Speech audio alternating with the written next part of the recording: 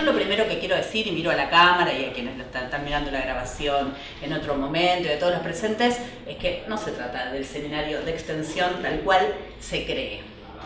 ¿Por qué? Porque, digamos, parto de una idea que voy a plantear ahora, que la voy repitiendo en los dos encuentros que tengamos, que lo van a encontrar en el material y que me parece que es una de las cuestiones medulares o centrales de lo que traigo para que trabajemos juntos, y es la idea de que la extensión no es algo que está por fuera de, sino que la extensión tiene que ver con la vinculación que se establece con el afuera, con 50 comillas, el compromiso social de la universidad. Ya vamos a ir trabajando, digamos, cómo es entendida, cómo surge, cómo es concebida, en todo caso, la extensión universitaria, pero lo que vamos a plantear es cómo poder vincular las funciones que tenemos como docentes universitarios en el aula, es decir, en la actividad propia de la docencia, en la investigación y en todo caso en actividades que normalmente quedan enmarcadas dentro del área de la extensión. Digo, cómo se establece, cómo se piensa esa vinculación, de qué se trata y de qué manera se pueden generar diferentes tipos de diálogos. Entonces, si el primer punto es pensar la extensión como el cuadradito que existe, hay áreas en todas nuestras facultades, hay un área de extensión universitaria y a través de esas áreas se realizan actividades de vinculación, vamos a hablar de eso, pero vamos a hablar de qué pasa con esa vinculación desde el aula, qué pasa con esa vinculación en la investigación, porque lo central de la propuesta, de la idea que traigo para que trabajemos, tiene que ver con pensar cómo se vincula la universidad con la sociedad. Entonces esa es como la idea central, que uno podría decir que es el punto de partida y pretende ser el punto de llegada, pero con muchísimos más elementos de discusiones que podamos ir haciendo juntos. Y quería mostrarles, mañana ya va a estar, yo hoy a la mañana subí todo lo que tengo acá, está ya subido en el campus, no está visible para ustedes, mañana a la mañana lo van a activar, pero digo, tengo la garantía que está porque yo misma lo subí hoy a la mañana. Con lo cual el PowerPoint está ahí, la bibliografía está toda, el programa está, vamos a trabajar traje varios videos para diferentes cosas, también están subidos ahí, de modo tal que si algo les interesa, lo quieren recuperar para después o lo que sea, ese material lo tienen. Me interesaba que viéramos juntos, no sé si yo acá tapo, ¿ven? Sí. No, para este lado no, para este lado. ¿Ustedes ven ahí? No se ve bien. Vamos a ver si podemos agrandar y si no acá se puede agrandar. Y a ver si así. Ahí, no sé cómo tiene. Bueno, igual quería mencionar cuáles son los objetivos, porque todos compartimos la actividad docente. Y está bueno saber cuando estamos en un espacio qué es lo que estamos buscando generar en ese espacio. Todos, como también somos docentes y lo sabemos, nos tentamos y ponemos objetivos que son como un poquito más, es lo que quisiéramos, entonces tómenlo como, en todo caso, mi deseo hacia este espacio. Nos aproximaremos en lo que podamos, habrá material disponible y el resto, será camino de cada uno, si algo le interesa en algún momento profundizarlo más. Como objetivo yo planteaba acá esto de repensar el concepto de extensión universitaria desde la dimensión histórica y desde la perspectiva de las ciencias sociales, un poco se los decía de alguna manera, analizar las formas de vinculación entre la universidad y los distintos actores sociales. Vamos a ver algo de organizaciones sociales, de territorio y algunos elementos, es decir, problematizar, quiénes son esos otros con los que estamos planteando que la universidad establece vinculación o debería o estaría bueno o quisiéramos o no y que lo discutamos, que lo pensemos juntos. Y caracterizar algo de los procesos de producción de conocimiento en el contexto universitario. Que agregaba problematizar la vinculación de la universidad con las políticas públicas actuales porque inevitablemente son un atravesamiento. Van a ver, y hacia el fin del encuentro de hoy, que voy a estar trayendo algunas cuestiones que planteaba Rinesi en un artículo de hace 4 años, pongamos. Claro, hablaba en presente y el cambio de contexto ha sido tan grande que te ubica rápidamente en cómo el atravesamiento, algo que es obvio, que todos sabemos que el contexto condiciona, configura, pero está tan claro ahí cuando va analizando las relaciones entre la universidad y el Estado, y hay momentos que dice, bueno, en otros contextos del Estado, digo, y eso que él señalaba ahí, como que en otras épocas pasaban, bueno, por ahí tienen más que ver con el presente. Digo esto, cómo va cambiando. De todas maneras, yo me decía a mí misma, ¿por qué sostenerlo, aun cuando no da cuenta de este momento? Porque cuando trabajemos algunos de los conceptos que él plantea ahí, digamos, tienen una potencia más allá de los contextos, y entonces, y en todo caso, digamos, puede ser también un horizonte de cuestiones sobre las que hay que profundizar y reconstruir, básicamente. Bueno, esto como marco general. Yo no hice, por ahí preguntarles de qué facultades y todo eso, porque me imagino que se los deben haber preguntado un montón de veces y entonces me imagino que les debe generar fastidio. Yo me muero de curiosidad por saberlo, pero no los quiero fastidiar. Y como empezamos tarde, entonces no sé si seguir o me bancan así rápido que me digan algo, aunque sea facultades o algo como para... el otro día había odontólogos, había arquitectos, y saber algo, por lo menos profesiones, algo para saber algo de... Sí, Micaela, psicóloga. Lo hacemos rápido para que no... Soy Luciana, soy licenciada en comunicación y estudio edición en la UBA. Okay. Yo estudio comunicación. ¿Vos? Soy politóloga. Bien. ¿Vos? También. Diego, abogado. Ok. Todos eran antropólogos. Marita, socióloga. Paulina, licenciada en comunicación social. Patricio, licenciada en Historia y Ciencia Política, aparte del posgrado en Antropología. Ok. Silvia, licenciada en Ciencias de la Comunicación. Julieta, traductora. Gisela, profesora de filosofía. De inglés. Sí. Filosofía. Laura, abogada y licenciada en ciencia política. Cecilia, licenciatura en nutrición. Casi todos, digamos, transitamos, porque eso es un primer lenguaje, a mí me sirve saberlo, porque mayoritariamente dentro del campo de las ciencias sociales, humanística, con el nombre que se le quiera llamar, pero también, buenísimo. Yo ya les dije el mío, nos metemos en tema. A ver, ¿dónde está? Acá era.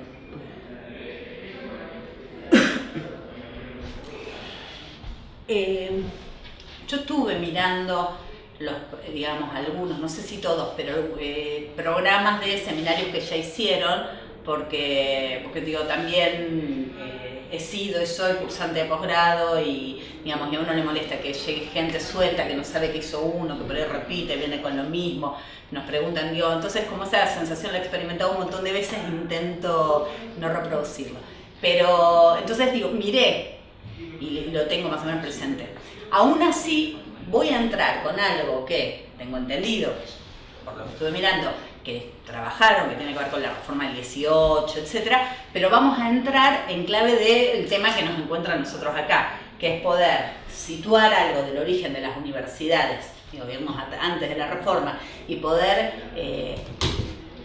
ver cómo en el contexto de la reforma del 18 era pensada la misión social de la universidad, para ver cómo se va configurando eso.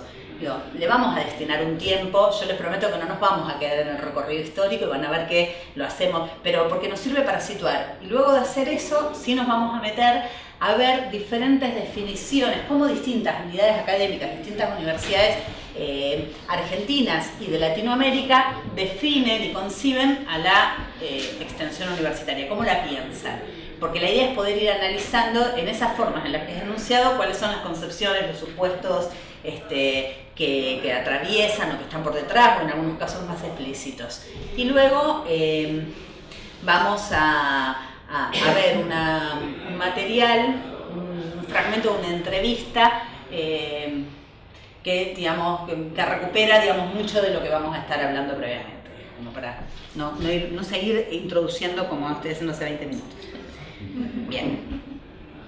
Bueno, soy de sociales, me hago cargo, lleva 20 minutos en la introducción. A ver.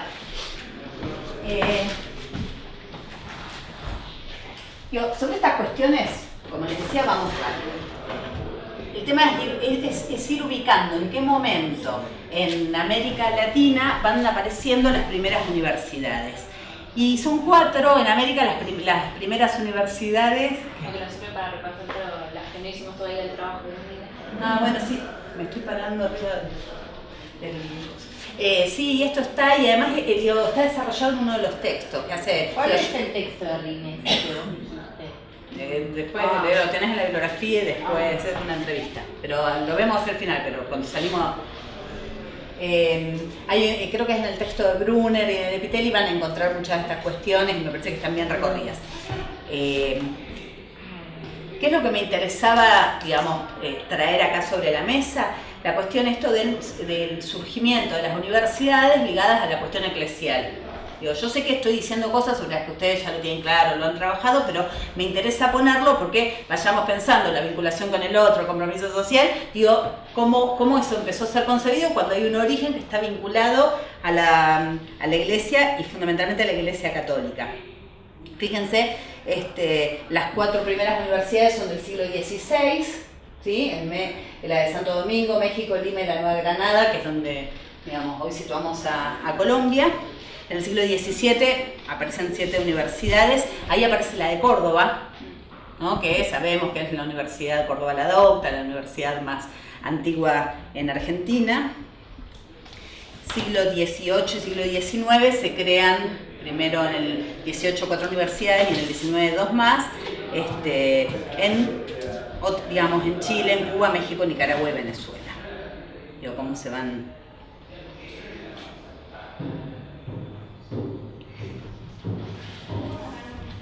En el siglo XIX, a ver, para ubicarla, en la reforma del XVIII lo que va a hacer es nutrirse de procesos que empezaron mucho antes, con lo cual procesos que se van dando en el siglo XIX van a formar parte y que se van instalando, van a formar parte de aquello que va a ser puesto en discusión y sobre... Hola.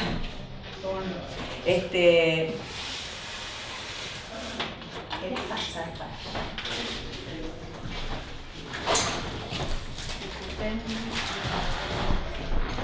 Van a ser puestos en discusión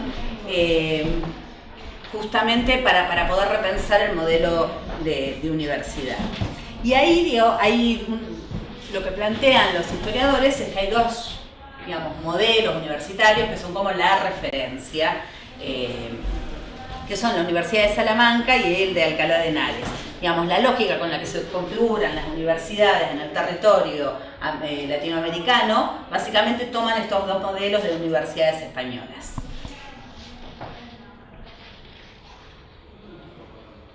Y las disputas, ahora voy a hacer mención de algunas cuestiones más de caracterización muy breve, ¿no? De caracterización más de procesos políticos, pero cómo se va configurando el modelo de Estado y de sociedad y las reconfiguraciones que se empiezan a plantear, las disputas, lógicamente van a ir atravesando esos modelos de universidad, las disputas, las discusiones que se van a ir dando adentro, que no se van a plasmar en un cambio en la forma de organización, pero que van a ser esos insumos, esas cuestiones que van a ir generando de alguna manera, produciendo el germen que en el 18 va a tomar forma al momento de la reforma. Fíjense, si tomamos acá, por ejemplo, antes de 1850, las universidades que en el proceso, de configuración de los estados-nación, en ese momento surge la Universidad de Buenos Aires acá en Argentina, pero tenemos, 2 universidades en Bolivia, la de Chile, la Universidad de Chile, la de Ecuador, de El Salvador, 2 universidades en México, esta de Perú, la Universidad de la República de Uruguay y la de los Andes en Venezuela. Y con todo con todo el énfasis que traía el iluminismo, esta idea de la ilustración, ¿no? De las universidades que surgieron como universidades de élite, pensadas, destinadas hacia una élite, y con esta lógica de irradiar un saber hacia, cierto sector de la sociedad que tenía que producir los avances y los desarrollos, pero con un concepto totalmente elitista. Y donde además había una búsqueda de generar una ruptura, empieza a haber una búsqueda de ruptura con todo ese pasado vinculado a lo eclesial.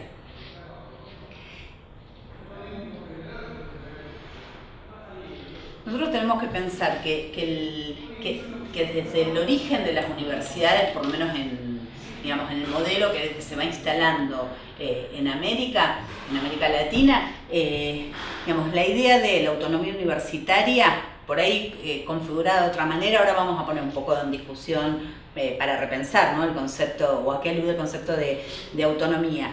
Pero, digamos, el planteo de la autonomía de la universidad, de la autarquía y de, digamos, y las universidades como soberanas, digamos, viene presente desde el origen mismo de esas universidades. Es decir, que conceptos que aparecen, que toman una configuración como muy moderna a partir de la reforma del 18, en realidad ya estaban presentes en las universidades, nada más que eso era concebido, configurado de una manera diferente.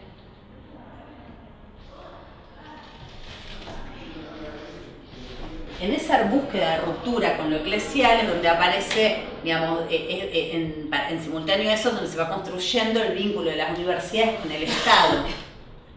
Que eso, digamos, esta idea de la autonomía de las universidades, pero son universidades que en una primera instancia fueron reguladas, llevadas, digamos, organizadas, pero además con un punto de referencia, estructuradas las normas en torno a la mirada al poder eclesial, de donde tenían una dependencia, y en un segundo momento en relación al Estado. Se va dando toda una transición y procesos de ruptura. Mirando. Esto lo van a encontrar después ahí, pero... Ahora, la idea, yo les decía que la idea de autonomía universitaria es una idea que es pre-reforma, porque, digamos, en realidad aparece la idea de la universidad que tiene sus propias normas, que tiene su propia lógica administrativa, que va tomando sus propias decisiones, y donde se van generando tensiones con, digamos, los sectores de quienes dependían. En un primer momento decíamos de la Iglesia, en un segundo momento aparece el Estado con más fuerza. Con esto lo que me interesa remarcar es que la autonomía ha sido un punto siempre de tensión. ¿Por qué me interesa remarcarlo? Porque, llevándolo al tema sobre el que vamos a estar trabajando, de qué manera pensar la vinculación de la universidad con distintos actores, cómo pensar el proceso de producción de conocimientos en todo ese tránsito, está totalmente atravesado por la idea de la autonomía. Es decir, ¿quién define aquello sobre lo que se investiga? ¿Cómo cruza la idea de la autonomía ahí? ¿Cómo entran las necesidades de producción de conocimiento de un país? ¿Cuál es el papel que el sector universitario, que nosotros como universidades tenemos que jugar o pretendemos jugar o podemos pensar en torno a eso en esa escena? Entonces, se pone en tensión cuando pensamos de qué manera, con quiénes nos vinculamos, cuáles son esos actores.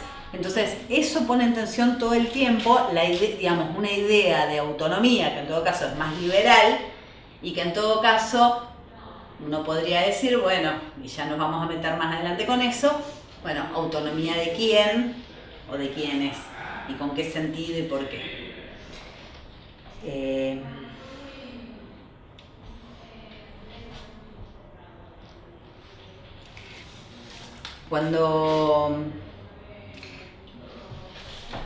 Para poder pensar el momento en el que, se gesta la reforma del 18, o que en todo caso, bueno, van apareciendo elementos que van a ser recuperados a principios del siglo con esa reforma, tenemos que ubicar qué es lo que pasa en términos políticos, porque eso nos ayuda a entender la lógica del país. Decíamos esto, ¿no? En la universidad pensada para élite, pero en una configuración, cuando estamos a fines del siglo XIX, estamos pensando en Argentina con un modelo agroexportador, estamos pensando en la generación del 80, lo pasamos rápido porque son elementos que todos lo tenemos más o menos presentes, que es como para contextualizar en qué momento, dónde están las preocupaciones y en todo caso cómo se va pensando a la universidad en este contexto.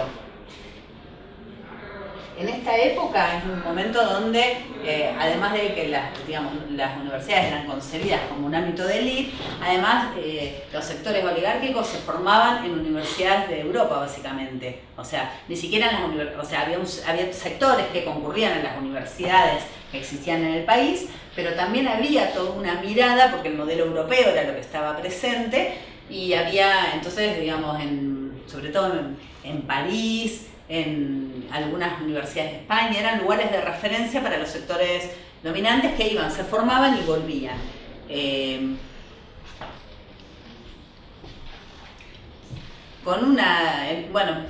Con la lógica además, y digo, por eso recupero lo que decía hace un rato, esta concepción iluminista, ¿no? Esta idea de tener elementos que permitieran poner luz a la oscuridad, a la ignorancia, en un país que estaba claro que estaba por hacerse.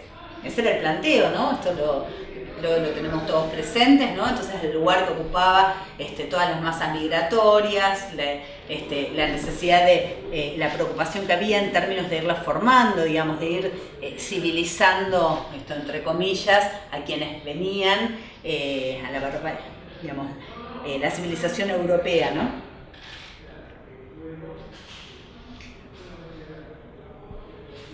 Ahora, sí.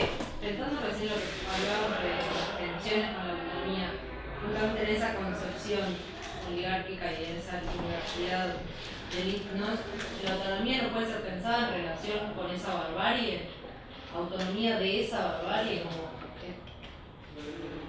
cuidar o ese lugar de luz y de producción de conocimiento por fuera de las necesidades sociales, pensando después la reforma en contraposición de eso. De, lo que había el pueblo. En esa concepción es la barbarie lo que hay que negar. Sí, yo creo que puede ser una línea de análisis y sobre eso se puede negar. Me parece que no aparecía formulado en esos términos, porque me parece que estaba pensado en términos, si se quiere, más macropolíticos, y entonces era, digamos, como el espacio que tenía que estar reservado de otros poderes que quisieran imponer, y con una concepción muy liberal. Pero me parece que es una línea de análisis posible y que por ahí sería interesante hacer como yo no la he hecho, una lectura más minuciosa de las discusiones y de los procesos que se fueron planteando en ese momento para ver esos atravesamientos. Es una buena pregunta. Pero yo no estaría en condiciones de asegurar que eso es, pero me parece que es interesante, que puede ser que aunque no se lo hayan planteado, me parece que es como, podría ser una línea en la cual empezar a analizar cómo se tensionan esas relaciones. Sí, es un buen punto. Igual el aislamiento ahí en el ámbito universitario está dado más por la vivencia, la experiencia social de la gente, de la barbarie, ¿no? O sea, el acceso, o sea, era como un río, un océano, me parece. También los usos y costumbres de las universidades, sobre todo las universidades más antiguas como Córdoba, que tenían usos y costumbres del siglo XVII, toda la tradición que evidentemente lo convencía con lo que sucedía afuera, más allá de la barbarie que rodeaba la ciudad iluminada. Tiene que ver con la reproducción de un sector de influencia y de poder, básicamente. ¿Cómo? No, como decía La autonomía de la iglesia. o de los poderes. Sí, pero cuando digamos, se produce esa autonomía de la iglesia, y ha sido una tensión y que llegó a la reforma, pero que atraviesa al día de hoy, porque es una tensión que sigue de alguna manera estando vigente, es la autonomía en relación al poder del Estado. Y en este punto, no sé, pero quienes trabajamos en las universidades nacionales nos reconocemos como públicas, sabemos que formamos parte del Estado, pero hay momentos en los que nos sentimos más parte del Estado que en otros, hay momentos en los que eso parece tensionado. Ahora, esta sensación que podemos tener nosotros también los tienen otros dentro de las universidades y por ahí con otras perspectivas. Es decir, por la relación que establecen con los actores del mercado. ¿Dónde era que veía que escuchaba una entrevista en estos días, no sé si ayer o tal vez parece que fue ayer, pero que me impactó. Me impactó, por ahí es obvio, pero yo no me había detenido en esa cuestión, ¿no? En esa entrevista planteaban cómo en la Facultad de Agronomía de nuestra universidad, de la Universidad de Buenos Aires, la lógica de los planes de estudios de la formación está ligada, a todo lo que tiene que ver con los commodities, cuestiones que cuando las escuché dije, claro, sí, es lógico, pero igual no dejó porque yo dije en la UBA, porque yo me siento tan UBA y me siento formo parte de una facultad donde nada está más lejos de eso, son otras las discusiones, Entonces, en ese punto, decir, bueno, y por ahí quienes, no sé, alguien de acá era abogado, era de derecho, digo, y en realidad es cierto, por ahí es esta cosa, digo, cómo es pensada la relación con el Estado, vos por ahí nos podrás contar, pero seguramente tiene una visión distinta de quienes transitaron la experiencia de filo o las que tenemos la experiencia sociales, son, digamos, estamos años luz, es otra forma. Entonces, digo, uno por ahí da por supuesto, y ahí la tensión, digamos, de cómo está, cuál es la vinculación y cómo juega la autonomía de quién. Rinesi, en una parte de ese articulito que yo les decía y que lo tengo acá, lo cuenta, yo se los digo como me sale, él lo cuenta de una manera, porque en realidad es una desgrabación de una charla que dio, y él es muy buen orador, con lo cual cuando yo repito cosas de él siento que nada, que no tiene mucha gracia porque lo dice todo muy lindo. Pero es interesante porque va diciendo, dice, ¿autonomía de quién? Dice, porque cuando en la Facultad de Medicina se generan congresos que están auspiciados por, no sé, por Bayer, por de los grandes laboratorios, que son los que financian, entonces a los conferencistas, los pasajes y esto y aquello, digo, ¿esa autonomía? O sea, ¿cuál es esa autonomía? Nadie la cuestiona. Nadie dice, no tenemos que tener autonomía de quienes manejan los recursos, pero que esos recursos además tienen una lógica en relación, no sé, digamos, porque sabemos, ¿no?, que la industria farmacéutica tiene un peso muy importante, entonces, digo, y en la búsqueda para todo lo que tiene que ver, no sé, desde ensayos clínicos, todo lo que es investigaciones, digo, cómo eso van tensionando. Ahora, no aparecen las banderas de decir, luchemos por la autonomía de los laboratorios. Y si aparece la autonomía, digamos, si alguien si en algún lugar se llega a hacer un planteo que el financiamiento para investigaciones tiene que estar orientado a determinadas líneas de financiamiento, digamos, vamos a saltar todos horrorizados diciendo, no, somos docentes universitarios y tenemos que tener autonomía. Y entonces no nos tienen que decir sobre qué tenemos que producir conocimiento. Entonces, digo, como para ir redondeando, el concepto de autonomía es un concepto central que está en tensión desde los inicios de la universidad. Esta sería como una primera idea fuerza. Yo traje algo que me encanta y lo traje para que lo compartamos, ojalá les encante, que tiene que ver con... les traigo unos pedacitos, ahora vamos a leer unas cositas breves. Porque digamos, en la construcción, en el ideario para la reforma, digamos, hubo muchas fuentes de inspiración. Y entonces en esa búsqueda es interesante ver, bueno, Rubén Darío fue el poeta, ¿no? Fue, digamos, que con su producción, jugó un papel en términos literarios, digamos, como fuente de inspiración. Ahora es más obvio, más conocido por todos, que Martí también. Ahora, fíjense, porque recordemos qué es lo que estamos mirando acá, y acá vamos a pensar cómo es la vinculación de la universidad con la sociedad. Veamos cómo eso aparece en discursos o en planteos que van haciendo pensadores que son la fuente de inspiración para quienes llevan adelante la reforma. Por ejemplo, Martí, miren lo que decía. Dice, la Universidad Europea ha de ceder a la Universidad Americana.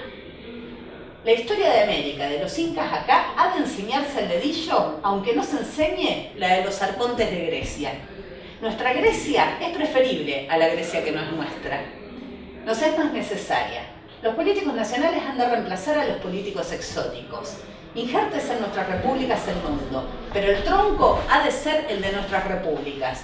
Y calla el pedante vencido, que no hay patria en que pueda tener el hombre más orgullo que en nuestras dolorosas repúblicas americanas.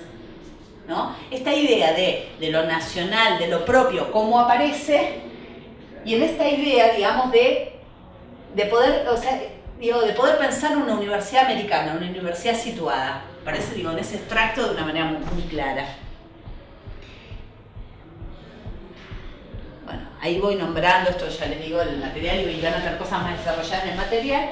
Fíjense Vasconcelos, ¿no? Cuando una de las cosas que él plantea, ¿no? Dice, ellos cometieron, lo leo porque me parece que tienen mucha potencia estos fragmentos.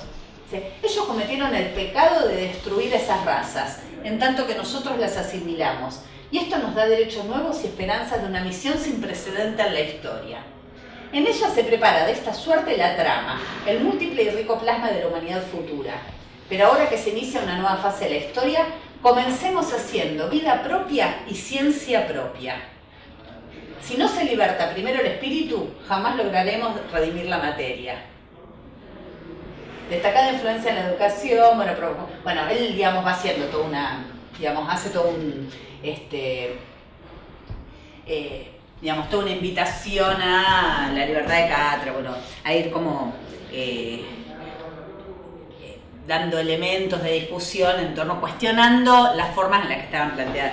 Pero esta idea, ¿no?, de la necesidad de realización de ciencia propia y situándolo en relación a las universidades, de pensar, digamos, cuál es el sentido, es algo que me parece que tiene como mucha potencia y que van a ver que aparece, que de alguna manera estas cuestiones van apareciendo recuperadas, incluso en el manifiesto liminar.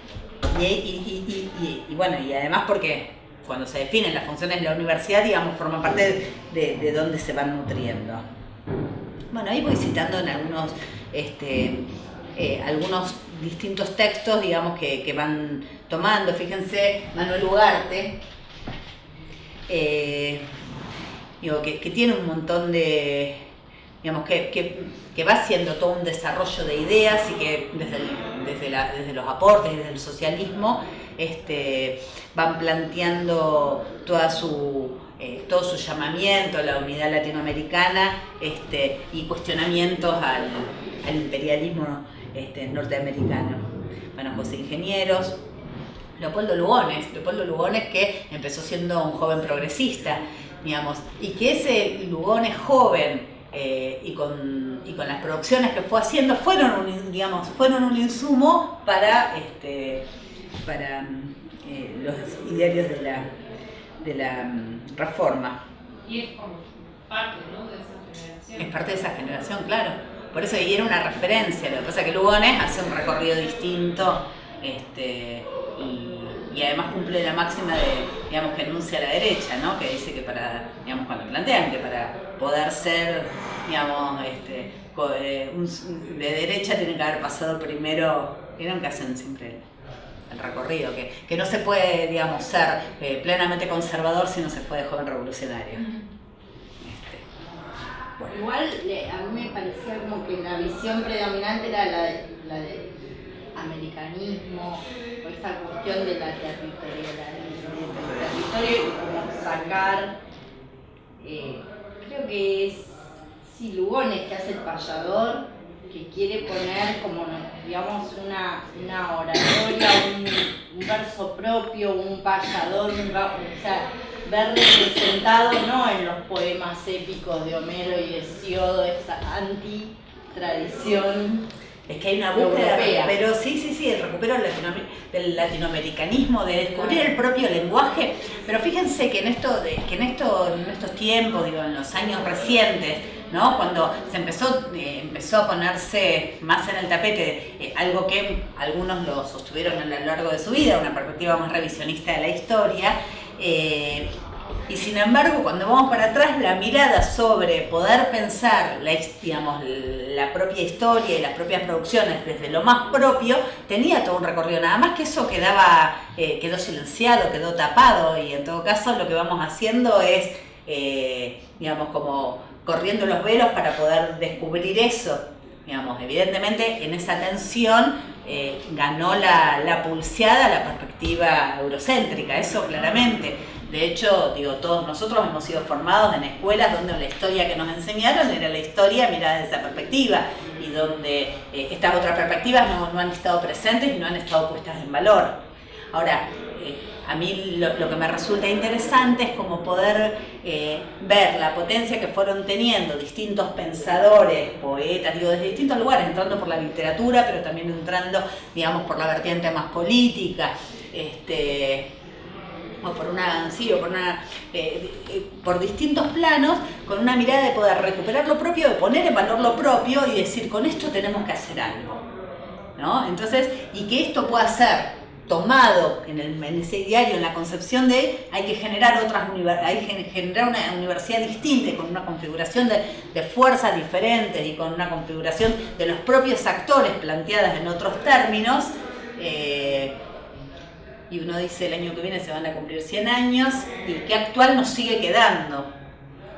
digo, con todas las cuestiones críticas que uno puede hacer, qué sé yo qué, pero no deja de tener, digamos, esa vigencia 100 años después, lo cual también nos pone, creo que nos abre un montón de preguntas de todo lo que tenemos todavía por transitar como para poder encontrarnos en una situación diferente. Pero, o sea, es como... Y de autonomía ni hablar.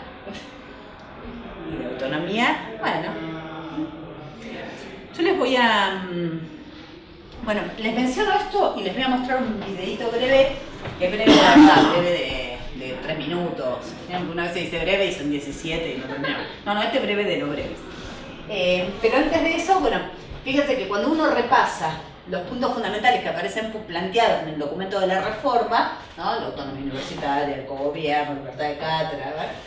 La misión social de la universidad para que su función social fuese más allá de la simple enseñanza en las aulas. ¿Sí? Esto aparece enunciado, es decir, digamos, en ese momento ya digamos, aparece en el documento que hay que poder pensar la vinculación de la universidad por fuera de las aulas. Ahora, lo plantea vinculado a la cuestión de la enseñanza. No plantea que tiene que ser un cuadradito que ocupe en un sector en las universidades y que sea como la función menospreciada y menoscabada. Que eso es la extensión por cómo termina planteada nuestras universidades. Y que de hecho, digo, si uno hace vida académica y haces, digamos, desarrollas mucha actividad vinculada, digamos, de lo que queda encuadrado en la extensión, que tiene que ver con la vinculación con otros actores, te va a dar menos puntaje que si escribís un paper y lo mandás a una revista científica inglesa. Te va a dar mucho más puntaje eso para un concurso. Ahora, si haces todo un trabajo de vinculación con otros actores de producción de conocimiento conjunto, no. Entonces, hay algo en el sistema, hay muchas cosas, pero este es un elemento más dentro del sistema de ciencia y técnica que debiera poder ser pensado y planteado en otros términos. Ahora, como es fácil ponerlo afuera, la pregunta es, más allá de eso, ¿cómo entra y cómo cruza? Y vuelvo a la primera, ¿se acuerdan que empecé diciendo, si este es el seminario de extensión y vamos a ver, es de esto así como hemos pensado, esto no es, o yo por lo menos eso no voy a plantear, porque vuelvo a esta idea que la pregunta, o lo que a mí me interesaría que trabajemos es, ¿de qué manera entra en nuestra actividad docente, vinculada a las materias en las que dictamos clase? ¿Cómo entra la vinculación hacia afuera? Que puede entrar de muchas maneras. ¿Cómo entra? ¿Cómo entra en las actividades de investigación que hacemos si estamos en el marco de equipos de investigación? ¿Cómo entra esa relación con los otros? ¿Cómo atraviesa? Bueno, acá aparecen algunos de los otros elementos que aparecían, ¿no? Como centrales en ese documento, y les voy a pasar el videito que les había anunciado. No eran días tranquilos aquellos de 1918. En ese mundo efervescente y en guerra, los estudiantes de la Universidad de Córdoba deciden que esa casa de estudios es mucho más conservadora de lo que se podía tolerar. La gota que rebasó el vaso fue el cierre del internado del Hospital Nacional de Clínicas a fines de 1917, sitio donde se estudiaba bien y los alumnos del interior tenían comida y casa asegurada.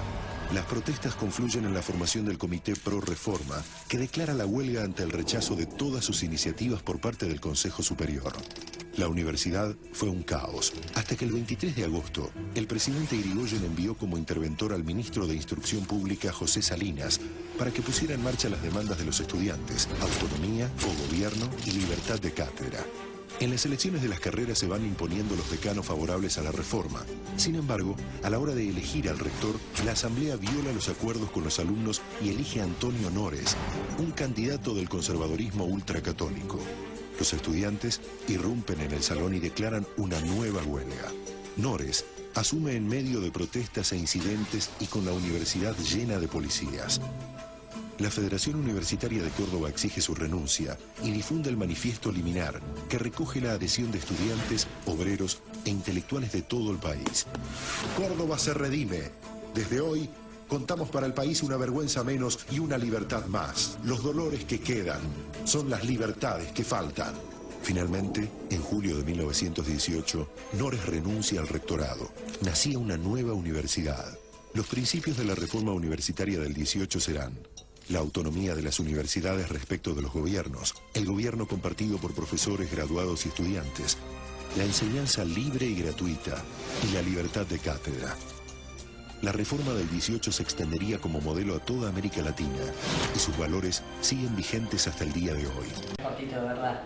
Pero a mí me gusta, me parece que está bueno cuando lo encontré hace un tiempo, porque de una manera muy breve hace un panorama y pone algunas imágenes y sitúa, digamos, en los acontecimientos.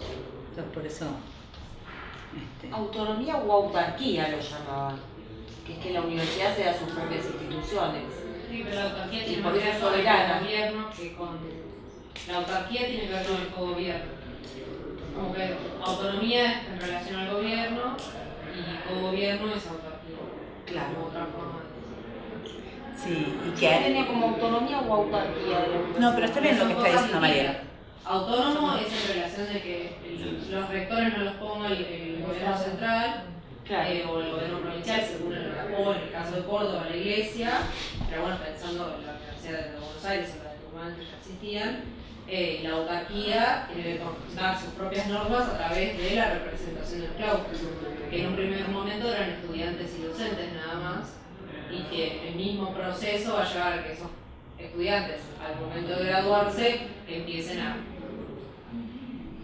presionar para que se amplíe un nuevo claustro, porque imaginemos que en ese momento por ahí, si de entrada hubiesen puesto el claustro de graduados y el conservadurismo hubiese tenido mayoría y no se hubiese dado. Sí. Digamos, a partir de esto pensaba recién, ¿no? Porque esta idea de la autonomía respecto de los gobiernos, ahora marca bien, digamos, cómo pensar la tensión, digamos, poder distinguir lo que son los gobiernos del Estado, es decir, porque la regulación de las universidades es una regulación del Estado, y pensemos ahí, qué sé yo, no sé, en el caso de nuestro país, claro, se ve muy claro, el Ministerio de Educación es, digamos, tiene un papel de regulador y los planes de estudio son aprobados por ahí, y hay una parte que, digamos, que en general no se pone en discusión porque hay cierto consenso, cierto acuerdo. René sí lo dice como de forma muy graciosa cuando él dice, bueno, qué sé yo, alguien tiene que asegurar que en ninguna facultad de medicina se vaya a enseñar que el hígado queda al lado del corazón, por ejemplo. ¿No? Lo dice como exagerando una situación, pero el punto de que hay ciertos consensos respecto de determinados tipos de conocimientos, cosas que tienen que estar planteadas y que forman parte del acumulado de construcciones que se van haciendo, entonces ahí, digamos, aparece la regulación del Estado. Ahora, por otro lado, es como la autonomía, y uno lo podría pensar, y en estos días tenemos ejemplos bastante recientes en relación, por ejemplo, a la erupción de la policía en las universidades, algo que en realidad es impensado, y que, digamos, que no está permitido, porque en ese punto la autonomía universitaria fija, digamos, que hay una responsabilidad sobre las propias instituciones y el ejercicio de la autoridad ahí adentro está dado por las propias autoridades universitarias. Sin embargo, cómo vuelve a ser puesto en tensión, aunque no se ha nombrado, digamos, no se pone ese título, pero sin embargo es puesto en tensión cuando se presentan este tipo de erupciones. Digo, ahí lo que se está buscando, bueno, se están buscando muchas cosas, pero en esa situación básicamente es el límite y es el poder encuadrar de alguna manera actores que, digamos, actores pensando en este caso en las universidades como, digamos, posiblemente disruptores o que ponen en discusión ciertas cuestiones o que nuclean ciertos tipos de reclamos o de resistencias. Pensando en los modelos, hoy justo estaba leyendo para otra materia el tema de los modelos universitarios, franceses, como el de y pensando en el modelo francés, justamente en ese modelo napoleónico, es muy clara esta relación del Estado y la universidad en el que es el presidente, al día de hoy es un modelo francés, el presidente decide los rectores de la universidad porque son la universidad los que forman los cuadros para el Estado y esa relación Estado-universidad hasta el sistema del gobierno, por ahí lo vemos como diferente a nuestra forma de organización. Sí, y además de eso hay digamos, el gobierno, la cuestión del cogobierno, que nosotros ya la tenemos muy naturalizada, digamos, la tenemos sumamente incorporada, entendemos que es así, no se nos ocurre ponerlo en discusión, sin embargo, qué lejano está en cuántos otros lugares, es decir, hay algo del modelo universitario que tenemos, que no nosotros estamos adentro, entonces criticamos y cuestionamos un montón de cosas, pero que cuando uno lo mira en perspectiva y va mirando, digo, no solo desde la universidad que sea gratuita y la cuestión de la inclusión o de la posibilidad de acceso y en esa línea, digamos, mucho de lo que se ha ido trabajando y ha ido sucediendo, sino además porque eso solo ya determina y lo tenemos en países hermanos muy cercanos, digamos, donde el modelo universitario sigue siendo de élite, pero no solo en términos de concepción, como todavía muchas veces atraviesan concepciones más de élite que todavía están presentes en nuestras propias universidades, pero digamos, ahí además está acompañado de una materialización y es lo costoso que es el acceso a la universidad.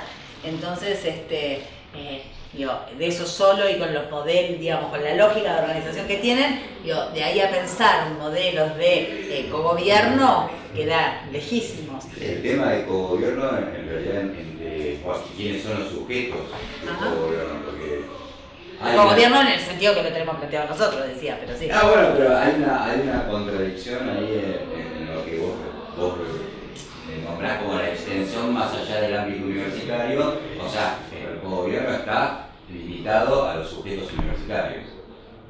Sí. O sea, hay una idea de cogobierno, pero a ver qué sujetos intervienen, o sea, hay algún sujeto de afuera de la universidad que interviene. Algunas universidades del conurbano tienen los bueno, por eso. Claro, sí, con los consejos asesores o consultivos. No es tan exacto el tema. Sí, la verdad que son consultivos. Sí, son consultivos, pero también es cierto, está bien cuando lo traes en el sentido de que empieza a haber otras búsquedas. Yo además de dar clases sociales, doy clases en la Jaureche, estoy como a cargo de una materia allá. Y el sistema es muy distinto. Y menciono algo porque me parece que está bueno en esta línea, nos corre un poquito de tema, pero me parece que abona a pensar estas cuestiones, que tiene que ver con la lógica con la que tiene que ver con en términos, si se quiere, de la élite y cómo está pensado y que en todo caso, cómo es pensada la universidad.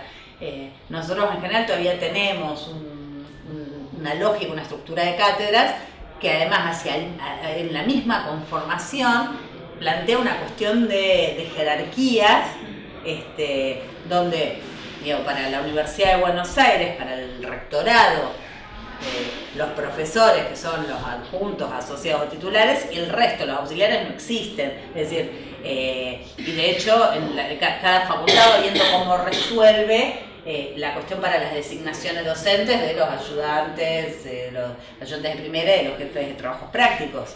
Y se van generando diferentes tipos de reglamentaciones para poder ir ordenando, y además, eso que normativamente aparece planteado de esa manera, se traduce en esta cuestión, el esquema de pensar un teórico y un práctico como dos instancias disociadas. Más allá que haya cátedras que hagan las búsquedas de poder integrar y de pensar conjunto, yo no digo que esto no sea así, de hecho, me parece que hay mucha variedad y hay mucha búsqueda en este sentido. Pero el planteo, está estructurado de esta forma. Las universidades del conurbano, las universidades nuevas, plantean de otra manera. Es decir, yo estoy como titular de una materia, sin embargo yo tengo un teórico práctico de 4 horas, igual que el resto de los docentes del equipo de la cátedra. Es decir, no tenemos, en realidad ni siquiera es cátedra, es un equipo docente donde hay un rol de coordinación y donde cada uno está a cargo de 4 horas de un teórico práctico. Y entonces ahí la cuestión de la jerarquía la desarma totalmente y en todo caso lo que hace es obligar o propiciar, digámoslo así, que haya una cuestión de trabajo articulado entre todos, y de formación para poder seguir al ritmo, porque no tenés que generar 4 horas de práctico como, y sin que haya elementos, en todo caso, más articuladores. Entonces, pone a los docentes en un desafío diferente. Y en ese sentido es una experiencia que, en José Cepaz lo están haciendo así, en Moreno sé que es así, es interesante porque se empieza a configurar de una manera, y está buenísimo porque te mantienen un training, tenés el aula de una manera, tenés el timing de los estudiantes de una forma que de la otra manera se va corriendo. Entonces, el profesor que venía, a dar el gran teórico del momento, y que después las preguntas y todo eso lo trabajaron algunos, ubica en un plano de trabajo diferente. Bueno, esos son digamos, búsquedas que se van haciendo, digo, el papel con estos consejos consultivos, donde, digamos, hay diferentes actores, digamos, y ahí la lógica de lo territorial tiene una impronta muy fuerte, porque son actores, además, locales, digamos, son básicamente, digamos, los actores claves de ese territorio tienen una representación en ese ámbito, y ahí también eso permite que se vayan dando otros juegos. Son experiencias recientes, todavía no están estudiadas, digamos, a ver cuánto de eso se queda en la forma y digamos, no se llena de sustancia, no lo sabemos. Como desafío, como búsqueda, como algo por construir, está buenísimo. Pero bueno, ya se irá viendo. Bueno, acá lo que traigo, yo les había anunciado antes, son algunas definiciones de extensión de distintos países. Y que esto en realidad lo cambié, porque yo tenía, digamos, seleccionadas una serie de definiciones, y sobre todo las había buscado en las convocatorias, ¿no?, de programas de extensión, digamos, donde aparece definido, pero lo cambié porque se dio la oportunidad, a partir de una vinculación, digamos, de una discusión que queda en una red de mails. ¿Vieron cuando van en esos grupos mails que, digamos, a alguien se le ocurrió, por algo que no tiene nada que ver con esto, preguntar cómo en Argentina había gente de unidades académicas vinculadas a trabajo social de distintos países de América Latina, y se le ocurrió preguntar, y en Argentina, no, y dice, ¿ustedes cómo definen la extensión universitaria? Le pregunta al resto de los países. Y entonces entran a correr los mails, y a mí me brillaban los ojitos. Esto fue hace como un mes y medio, y sabía que se acercaba esto, con lo cual, una vez que corrieron las definiciones de todos los países, las recuperé de ahí porque me pareció que era como un buen insumo para traerlo. Fíjense, extensión en Costa Rica la plantean como acción social. Bueno, dice, está relacionado con aquellas actividades que la universidad impulsa para establecer no solo un vínculo con la sociedad, miren esta idea, sino privilegiar acciones que impacten en el desarrollo de la población costarricense como un todo. ¿No? Me interesó la idea del impacto, es decir, la búsqueda de que algo suceda. O sea, no solamente esta idea de la vinculación, sino la vinculación en función de algo, de que algo acontezca. Esa idea me pareció que estaba interesante. Miren Bolivia, el concepto de extensión, contestaron de Bolivia, ya no se usa. Fue sustituido por interacción universitaria. La idea de interacción. Ahora, la pregunta es, dice interacción universitaria, queda encerrado dentro de la universidad. La verdad es que no lo sé, pero la idea de que, digamos, porque aparte todos, yo asumo que todos, pero el término extensión es un término que está totalmente cuestionado, lo seguimos usando, pero la idea de algo que tiene la idea de algo que se extiende, pero donde, digamos, tiene como muchas discusiones, pero todavía no termina de encontrarse cómo llamarlo, y a mí me parece que igual, más que discutir cómo llamarlo, el tema es cómo atraviesan esas vinculaciones las distintas funciones de la universidad. Para mí es la pregunta, como ya lo dije y seguiré diciendo. Pero en Panamá, mira, dice, la extensión es el conjunto de actividades, dice, mediante las cuales se proyectan actividades para el entorno social y se difunde así el conocimiento de la cultura. Fíjense la idea de la difusión de conocimiento. Es decir, no aparece la idea de una producción conjunta, sino de algo que se extiende, que se difunde. Todo un punto.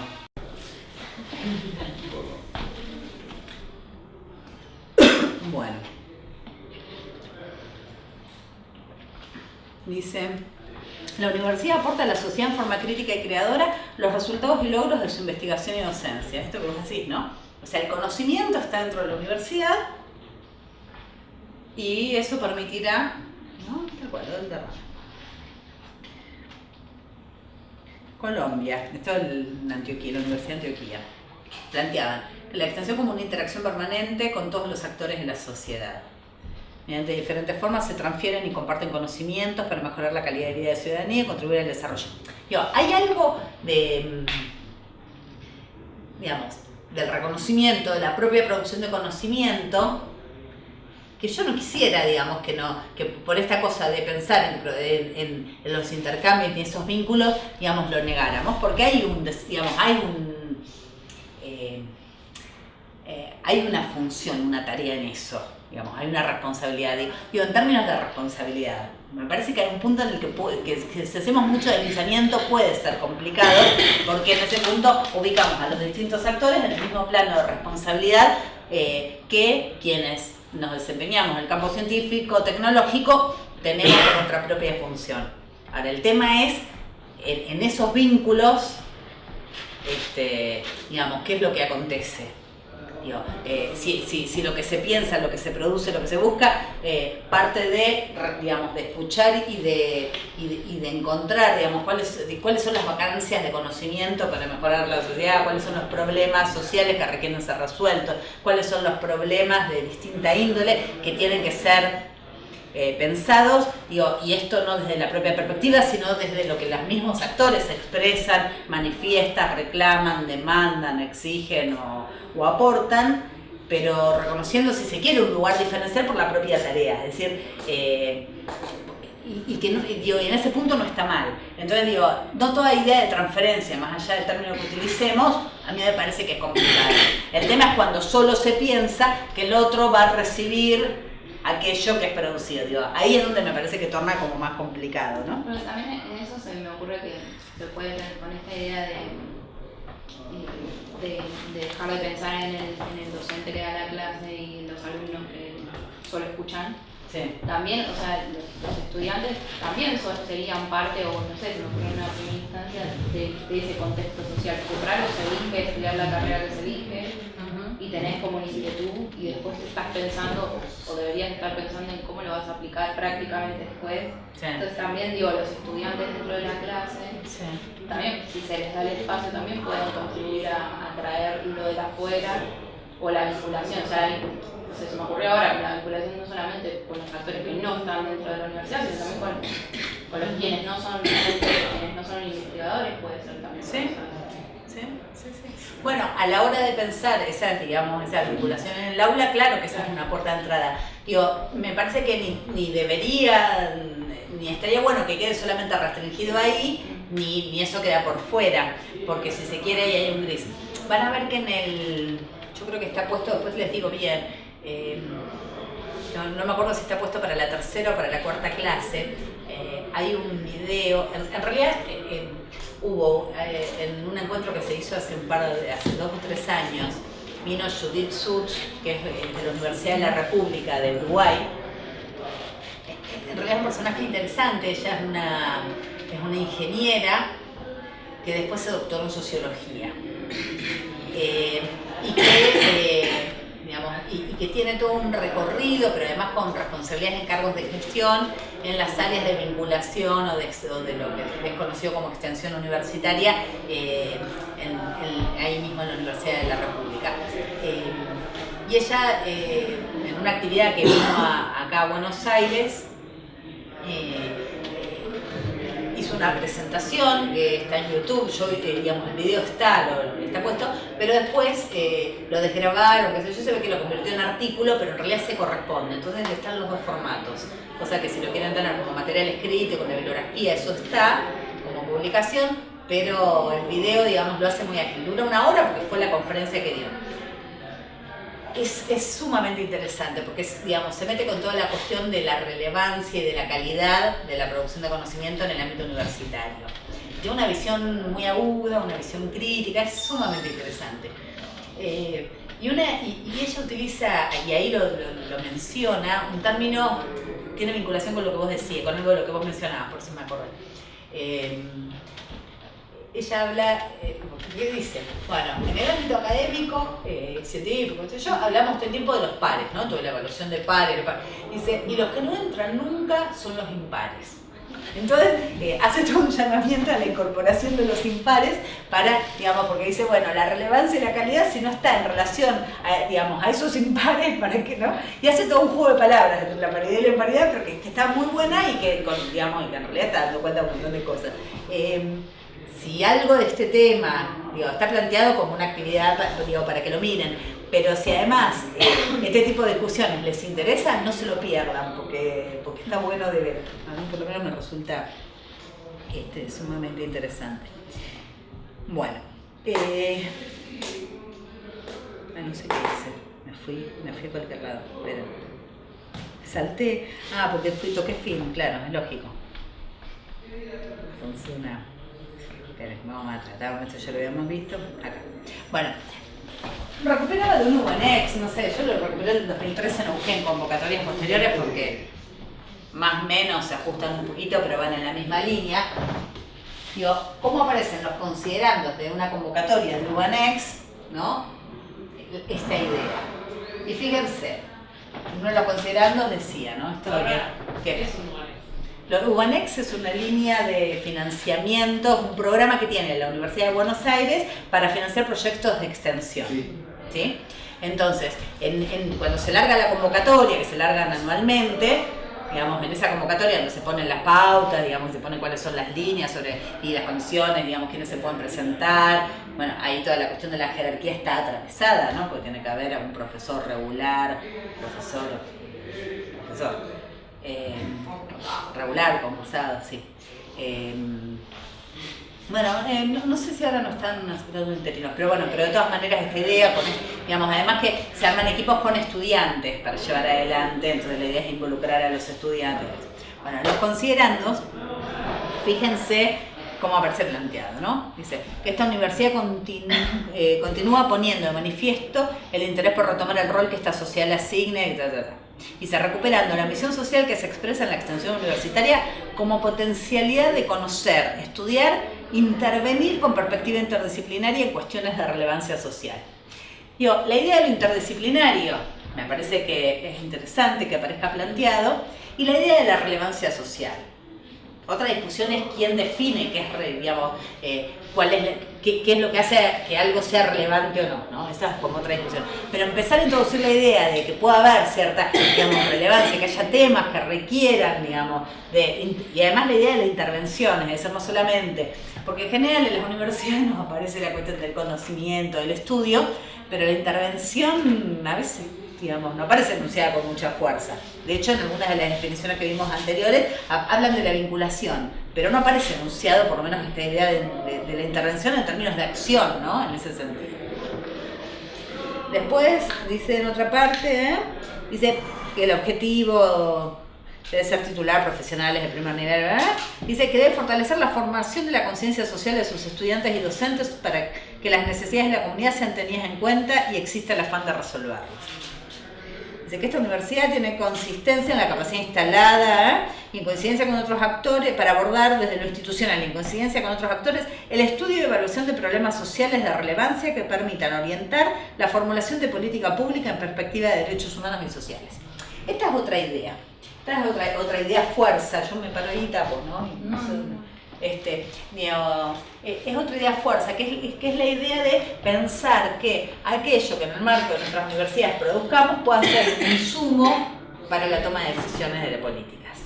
Ahora, estas cuestiones, yo les cuento, porque las vengo siguiendo, tienen que ver con temas sobre los que vengo trabajando, formaban parte de la discusión que las universidades nos veníamos dando de diferentes maneras, en ver de cómo ir articulando, cómo producir conocimiento que atendiera vacancias y cuestiones que requerían ser resueltas de alguna manera, y cómo eso, digamos, se tenía que vincular con la política pública. Entonces había actividades, había eventos, había búsquedas en este sentido.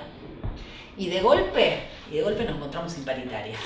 El escenario cambió tanto que, digamos, que lo que estaba puesto como la discusión quedó hecho a un costado. ¿Por qué? Porque dimos 40 pasos para atrás y de golpe nos encontramos en que la policía entra a las universidades, con que tenemos que estar defendiendo el espacio del aula y trabajando con los estudiantes y planteando una escena muy distinta. Ahora, no deja de ser un acumulado con el que venimos y que está bien que sobre esto pensemos, lo problematicemos, porque esas búsquedas tienen que continuar y porque en el marco de los espacios de autonomía universitaria que tengamos, está bueno que vayamos viendo cómo esto atraviesa y nos va ayudando, cómo podemos generar espacios de formación diferentes y de producción de conocimiento distintos a los usuales. Yo que había puesto lo de la UNLAR, porque como llevé esto a La Rioja, entonces le busqué qué decía la Universidad de La Rioja sobre la extensión, como está lo de la UBA más vinculado a muchos de nosotros. Bueno, ustedes saben cómo es la historia, porque esto sí es interesante y tiene que ver con estas cuestiones, con esta visión de la universidad y la vinculación con los distintos actores. ¿Saben cómo es el proceso en La Rioja? Si consigo el video, se lo voy a pasar, lo voy a subir. ¿Sí? Era provincial, ¿no? No, la universidad era una universidad nacional. Lo que pasa es que esa universidad nacional tuvo un rector durante 40 años que funcionó con la lógica de los rectores que duran 40 años, con una estancia, digamos, en una provincia pequeña, con dos sectores muy marcados, digamos, formaba parte claramente de la élite y del poder, y con una lógica muy verticalista de funcionamiento hacia adentro. Y hace algunos años, 4 o 5 años, yo no recuerdo con exactitud, pongamos que fueron 5, hubo una serie de situaciones que llevaron, primero hubo un paro y terminó habiendo una toma de la universidad, y en la toma participaron docentes y estudiantes de manera conjunta, una toma que duró 2 meses, o sea, no fue breve. 2 meses por lo menos. Por ahí estoy dando datos inexactos, me pone nerviosa que como se está grabando, bueno, a todo el mundo le digo que no sé con precisión, después les voy a conseguir el video. Hay un video que cuenta que ellos mismos hicieron luego, recuperando todo el proceso, y entonces va a estar la precisión. Lo importante acá es el concepto.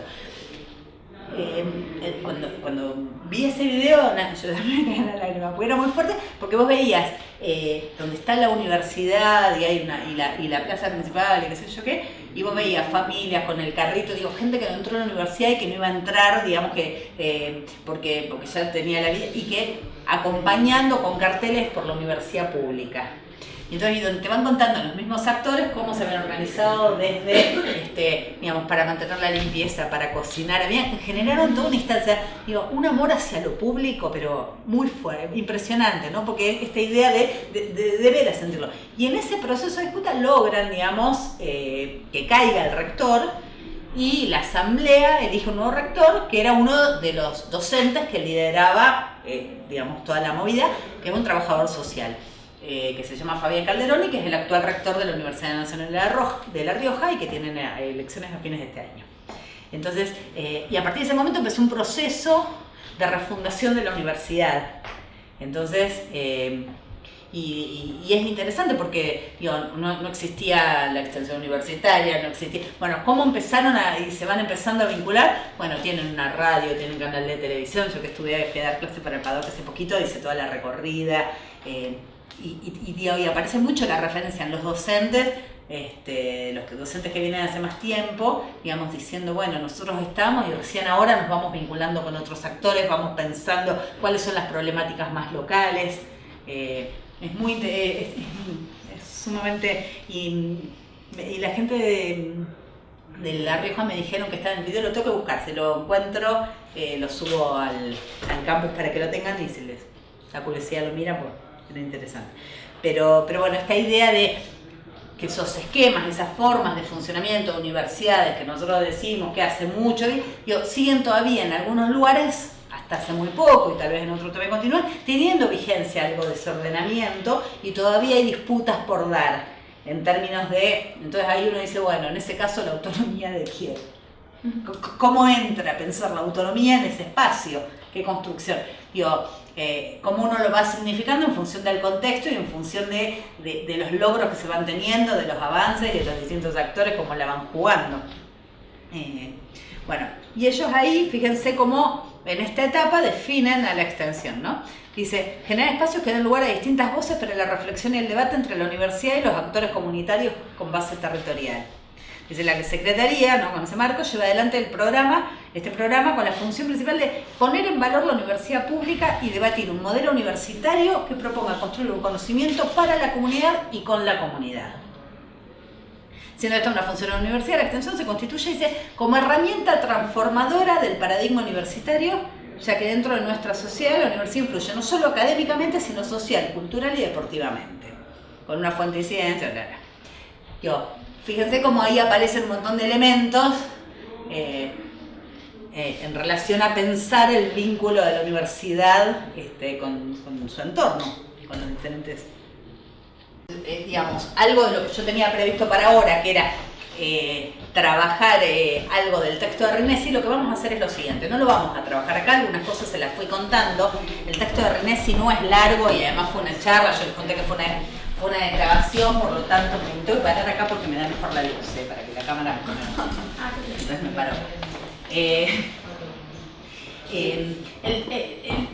La charla que él dio, y el título que le pusieron en la desgrabación es ¿cuáles son las posibilidades reales de producir una interacción transformadora entre universidad y sociedad? Entonces lo que vamos a hacer es lo siguiente. Mañana a la mañana ya va a estar, la primera clase va a estar puesta en el campus, va a estar activada. Yo les decía que yo ya subí todo. Cuando ingresan en el campus, o sea, cuando entran al seminario, lo que van a encontrar es el programa, o sea, van a encontrar una serie de cuestiones, tal cronograma, qué sé yo qué, y está, ahí metí una carpeta de la bibliografía complementaria, porque como no entraba en alguna clase, no armé bibliografía... Creo que lo vimos en el curso de sociedad y... Sí, con Pablo Molina. Vimos, no sé si es el mismo artículo. A ver, por eso No yo sé creo si que estaba es la revista de Conadu, de Sí, Lieja. me estás comentando, yo creo que Sí, es ese el se mismo, ponía o la con fotito. temática. Bueno, entonces, lo que hacemos una cosa, digo, lo tienen fresco, entonces la semana que viene por ahí recuperar, a ver, en clave de la mirada, porque por ahí no sé en qué clave, hay una parte de esto que René se iba planteando, que tiene que ver con la forma en la que fue pensada la universidad y las transformaciones que fue teniendo, y hace todo un desarrollo del concepto de la autonomía. Pero hace toda una vinculación respecto de cuál es la función social y cuál es el sentido de la extensión, y él llega hacia el final diciendo que cita un verbo, pone un verbo que dice que en realidad no sabe si existe, yo creo que no existe, pero me encantó. Él dice que terminas diciendo que la extensión habría que distinguirla, ¿no? Entonces hace ese recorrido. Yo lo que les digo es, porque lo leyeron de ahí, porque lo tienen disponible acá en la primera clase, en la bibliografía obligatoria, les quiero hacer esta diferencia. Cuando entran hay una presentación del seminario y hay una carpeta de la bibliografía complementaria. Esa es la bibliografía extra que puse de cuestiones que me parece que están buenas y que permiten profundizar. Está puesta al principio porque no la anclé en ninguna clase, porque no armé bibliografía complementaria por clase, sino hice un genérico en relación a los temas que trabajamos en el seminario. Luego van a encontrar, cada semana van a ir teniendo habilitada una clase, y dentro de esa clase van a encontrar el PowerPoint con el que trabajemos, los videos que estén planteados, o actividades, o lo que sea, no actividades para entregar, pero digamos líneas como para pensar en torno a los materiales, y la bibliografía obligatoria por clase. En general son 4 o 5 textos. Pero yo no le voy a tomar lecciones, eso es lo que se pretende, que con esta clase, digamos, ustedes pudieran leer esos textos. Yo les pediría en particular que a que ahora lo vamos a trabajar, y que yo quisiera recuperar algunas ideas, si ya lo leyeron, lo repasen, si no lo leyeron porque les quedó y estaba, que lo lean, en clave de las cosas sobre las que estamos charlando hoy. Entonces, que el martes que viene arranquemos, el martes que viene vamos a hacer el esfuerzo de arrancar un poquito más temprano que hoy. Vamos a tratar a ver si podemos aceitar con las cuestiones más técnicas para que nos prenda un poquito más el tiempo, y entonces por ahí recuperemos algo de lo que plantea acá, que lo recuperemos no porque lo dice Rinesi, sino en función de qué cuestiones nos interpela, nos hace pensar en términos de la extensión, haciendo foco en eso, que por ahí no es el foco que Pablo debe haber hecho por las características de su seminario en relación a este texto, ¿sí? Entonces, lo paso. Yo acá había recuperado algunas cuestiones que me interesaba hacer. Les cuento, bueno, acá lo que tenía, también lo miran después en el PowerPoint, yo de algunos de los textos que están en la bibliografía obligatoria había planteado ejes que me interesaban. Cuando uno va a leer el texto, ustedes lo saben como docentes, cuando hay un texto en una unidad o en una materia, digamos, tiene un sentido, y a veces no todo lo del texto es lo que uno pretende, sino por ahí tiene que ver con alguna línea de pensamiento, con algún eje, algunas ideas centrales. Entonces yo lo que hice fue marcar cuáles me parecían, digamos, los ejes por los cuales estos textos están pensados para esta clase. Entonces, eso está planteado, esto les queda en el PowerPoint que está puesto en la primera clase. Así que en ese sentido no hace falta que ahora nos detengamos a eso. Y ahora lo que vamos a hacer entonces es... Vamos a... En un segundo, les voy a pasar... material que había traído. Mi cintura. Así busco y vamos a ver el... Yo encontré dónde está. Acá.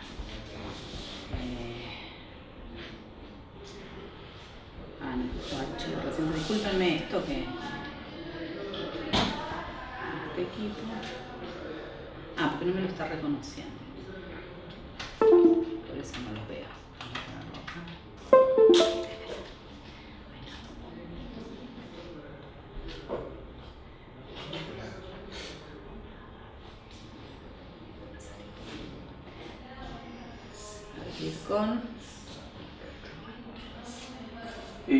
Vos sabés que esto que traigo acá es una edición que caseramente hice. Aparece, hay un programa de cable que tiene bien el formato de programa de cable. ¿Se acuerdan cuando me colgué del cable? ¿Cómo era que se llamaba? Bueno, un poco así. Un programa de eso. Le hicieron una entrevista hace algunos años a Javier Brancoli. Javier Brancoli es un compañero docente de trabajo social que fue, y en esa época todavía lo era, creo, secretario de extensión universitaria de las facultades sociales de la UBA. Entonces, hace algunos años. Ese programa de cable se llama Leyendo con el Autor, y porque habían publicado en el marco de la Secretaría un libro que recuperaba una serie de experiencias que se venían desarrollando. Lo que hice fue editar algunas partes de esa entrevista que le hacen, porque tienen que ver, van a ver la pertinencia, y eso digamos, le metí otro elemento que tiene que ver con un programa. De hecho, porque Javier hace mención a este programa, un programa en el marco de la Secretaría de Extensión en Sociales, un programa de capacitación de organizaciones sociales, que existe desde el año, no sé si alguno de ustedes lo conoce, está por cumplir 15 años ahora el programa. El año que viene cumple 15 años, lleva 14 años. Y lo que colé fue una parte de un video que hicieron a los 10 años del programa. Programa de capacitación de organizaciones sociales, y donde anualmente alrededor de referentes o integrantes de organizaciones sociales de algo de ciudad y básicamente de conurbano concurren a la universidad. Por ahí lo voy a ir contando, digamos, y van a ir y esto es una experiencia de extensión diferente a cómo está planteada o cómo están planteadas usualmente. Y entonces, bueno, son esos dos elementos que aparecen ahí, pero que me parece que es empezar a mirar algunas experiencias concretas y que nos aportan algunos elementos. Además, Javier le va a poner un componente más conceptual. Entonces, mi idea es que primero lo miremos y después cuento lo que hacemos. Atrás, tenemos que el sonido nos ayude. Vos sabés que desde la reforma del año 1918 la universidad se asienta sobre 3 funciones principales: la docencia, la investigación y la extensión, de la cual esta última es la Cenicienta, o ha sido la Cenicienta, y porque ha tenido más experiencia que desarrollo conceptual, porque ha tenido una formulación más en términos de propósitos que de realizaciones concretas, y porque ha habido experiencias interesantes pero locales, puntuales, piloto. Por lo tanto, recuperar el campo de la extensión universitaria tiene que ver con la legitimidad de por qué hoy la universidad pública, y sobre todo en el contexto del que estábamos hablando, ¿no? Pero a su vez es necesario poner en discusión el concepto, y ahí tomamos la idea de Paulo Freire, que en un trabajo del año 70, Comunicación y Extensión, a partir de una experiencia de trabajo con organizaciones campesinas, lo que dice es: extensión es colonización, extensión es extender el saber de la universidad hacia el resto de la sociedad, y lo que tenemos que plantear es un diálogo menos asimétrico, un diálogo que sea más horizontal, que permita reconocer que la sociedad produce conocimiento y saberes, y que la universidad tiene que dialogar con esos otros campos de conocimiento. Si no, lo que en buena medida la universidad hace es imponer sus propias pautas, sus criterios, sus temas de interés, reconociendo poco aquello que está en el campo de, en este caso particular, de la organización popular, de las organizaciones sociales, y que fueron la respuesta principal que permitieron en su momento explicar, por ejemplo, la subsistencia de grandes sectores de la población. Por lo tanto, reivindicar la tradición extensionista de la universidad y al mismo tiempo ponerla en discusión para reconocer esa tradición elitista que ha tenido la universidad y que se ha debatido con otras tradiciones populares, innovadoras y de vinculación con el medio social. Por eso es cierto lo que vos planteás, es una polémica.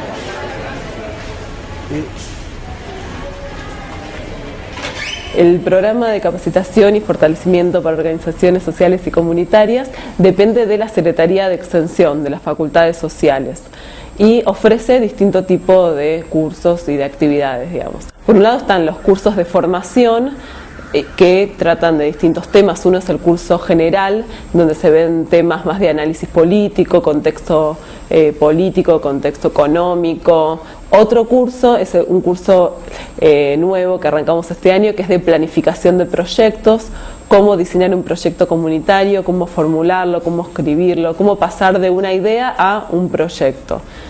Otros cursos de temas específicos son uno de economía social, otro sobre infancia y adolescencia, otro sobre comunicación comunitaria, otro sobre tierra y vivienda. Después, más allá de los cursos, lo que hay es el concurso de proyectos. Nosotros abrimos la convocatoria a las organizaciones que participan actualmente o que han participado otro año para que puedan presentar proyectos que vienen llevando adelante, proyectos nuevos que quieren ejecutar. Entonces, los recibimos y hay un jurado con docentes, graduados y el equipo acá del programa que los lee, los evalúa y los que quedan seleccionados reciben un financiamiento para su ejecución. Y a su vez también lo que reciben es acompañamiento en el territorio, acompañamiento técnico para llevarlo adelante, que lo hacen estudiantes avanzados o graduados de la facultad, que es otro componente importante del programa. El Puente, la Facultad de Ciencias Sociales y las organizaciones construyen conocimiento. Mi nombre es Jenny Delgado y vengo del barrio Rivadavia 2. La asociación civil está en Bajo Flores. Mi nombre es Ricardo. Yo pertenezco a la asamblea de Juan B. Justo y Corrientes. Bueno, mi nombre es Sandra Chagas, pertenezco al movimiento afrocultural. Estamos en la calle Defensa. Yo soy Víctor Rodríguez. Represento al Faro Rincón, que es una revista para gente en situación de calle, que está en el barrio Balvanera, acá en Capital Federal. El Puente, la Facultad de Ciencias Sociales y las organizaciones se cruzan en el aire de la radio. Y estamos con Oscar Quinteros del Grupo Cultural Al Borde y recién escuchamos esta opinión de parte de la facultad de que es la extensión. ¿Cómo entendés vos que tiene que ser la vinculación de la facultad con organizaciones sociales? Que eso es lo que nosotros creemos que es la extensión. ¿Cómo entendés vos que debe ser esta relación? En todo este tiempo nosotros a través de los cursos que hemos realizado pudimos aprender, pero también pudimos enseñar, ¿no? Esta cuestión de contar, por ejemplo, cómo es lo que venimos realizando en nuestro barrio. Si nosotros venimos a un curso de comunicación popular, digamos, comunicación comunitaria, no venimos vacíos. Venimos con las ganadas y con las perdidas. Y en esas ganadas y perdidas, bueno, también el otro aprende.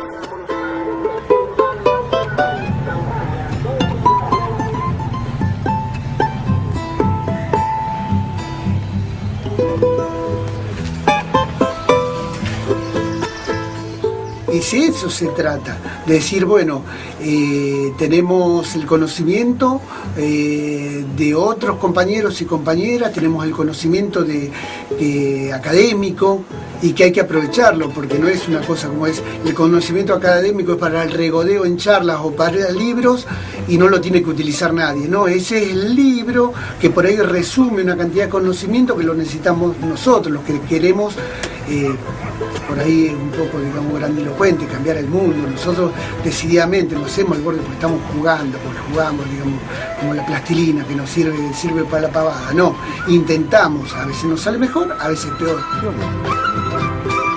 El desarrollo del programa, que tiene que ver con cómo el hacer afecta también de qué grado afecta a la reconsideración o reflexión sobre las propias prácticas académicas.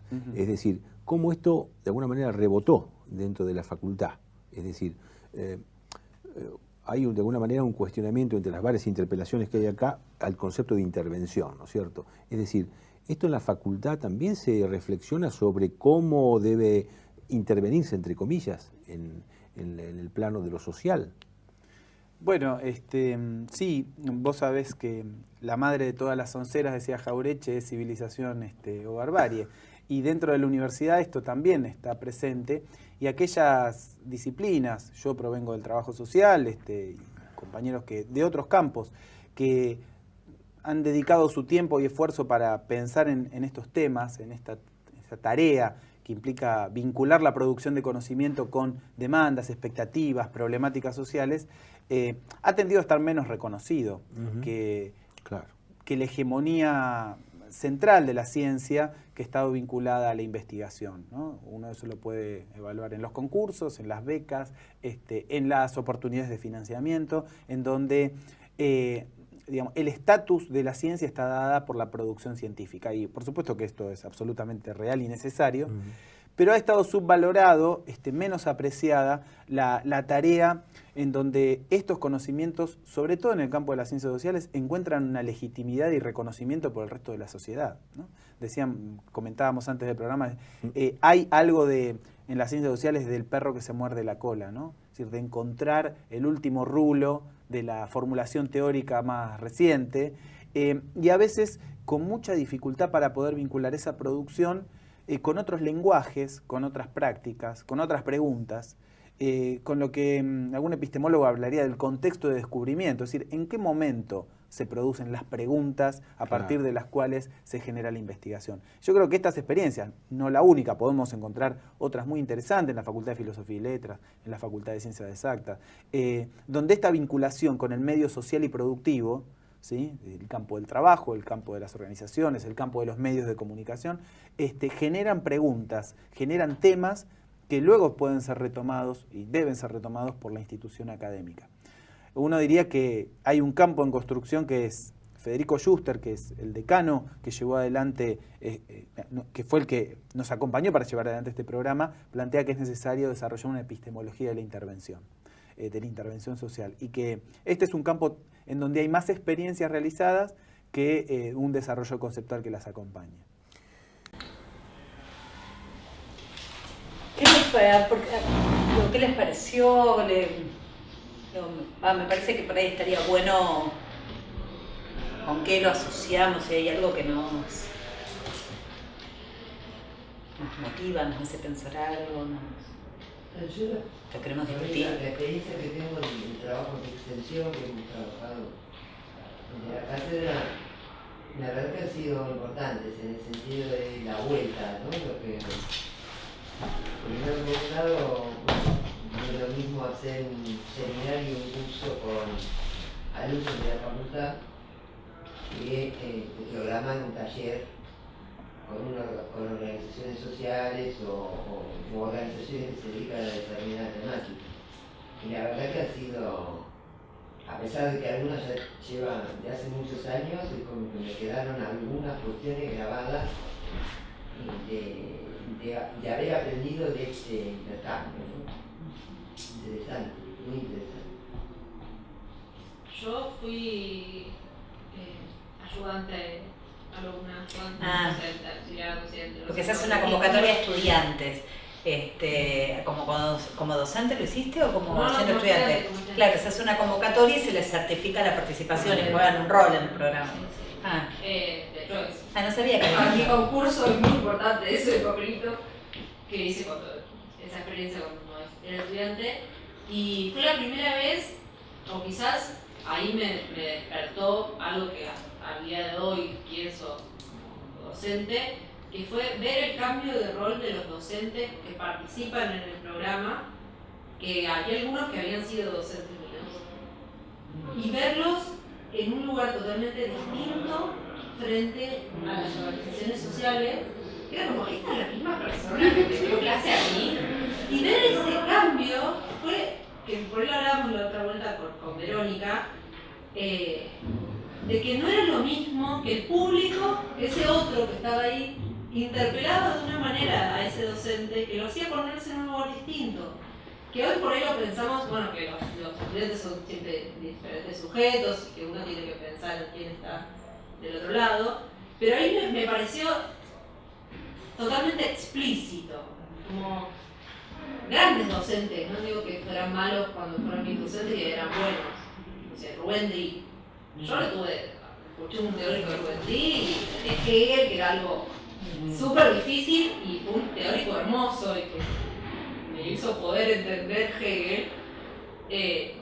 Esa misma sensación que me generó Rubén Dri explicándome Hegel, lo generaba explicando historia argentina en 2 horas desde la colonia hasta el segundo gobierno de Cristina, con una claridad alucinante, temas totalmente distintos, pero él era otra persona, todo su cuerpo era otro, a pesar de que era ese mismo hombre maravilloso, pero era otro, no sé cómo explicarlo, pero con Rubén fue lo más claro, él era maravilloso, pero era distinto.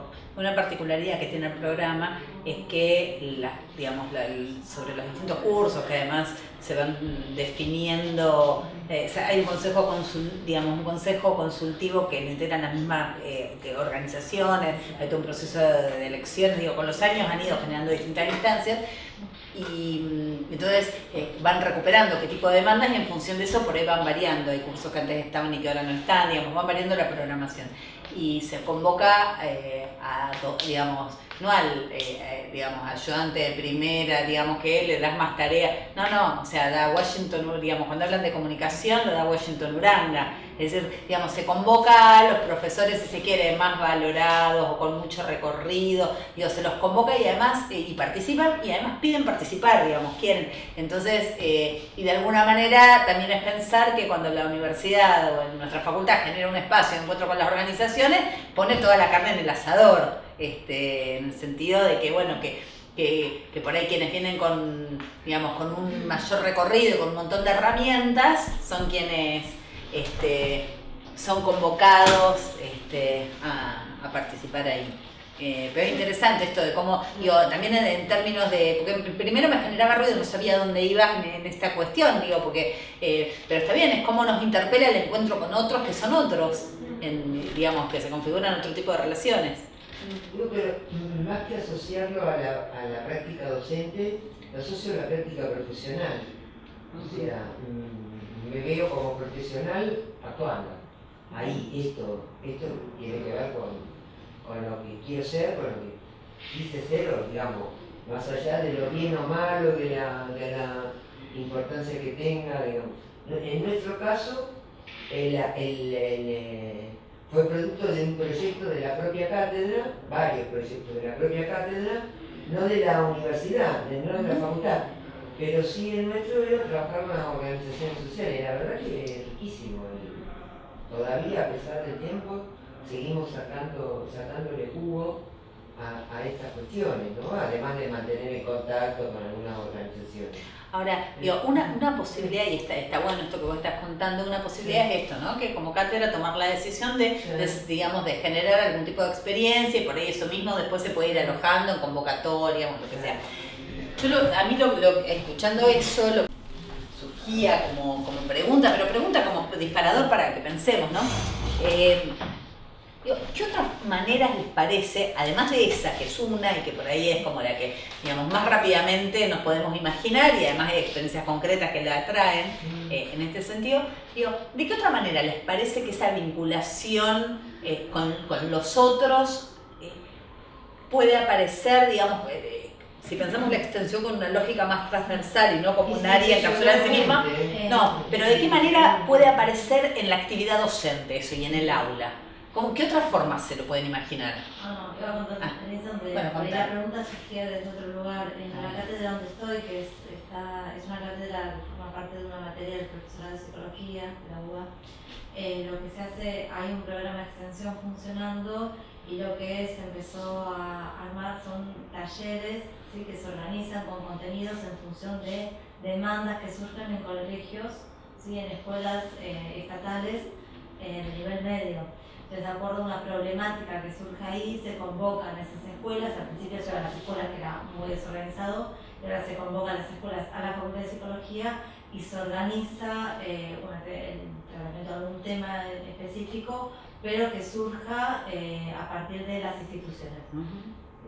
Me estaba pensando en eso, pero me apuntabas a... Sí, digo, eso entra, digamos, pero está bueno que lo cuentes, pero podríamos identificar, si acá tuviera un pizarrón y con ese, digo, haría el dibujito y diría, bueno, esto entra en, digamos, en el bloque, en el paquete, en el conjunto, no sé, digámosle como tengamos ganas, de una modalidad, digamos, de acciones, digamos, de acciones concretas que desde un equipo de cátedra o desde un conjunto de una cátedra se llevan adelante en interacción con otros, ¿no? Con organizaciones sociales, con, digamos, con estudiantes en el marco de acuerdos con instituciones, donde además, digo, no sé, aparece el interés por escuchar cuál es la voz, la perspectiva del otro, donde se piensa, digamos, cómo ir generando acciones conjuntas.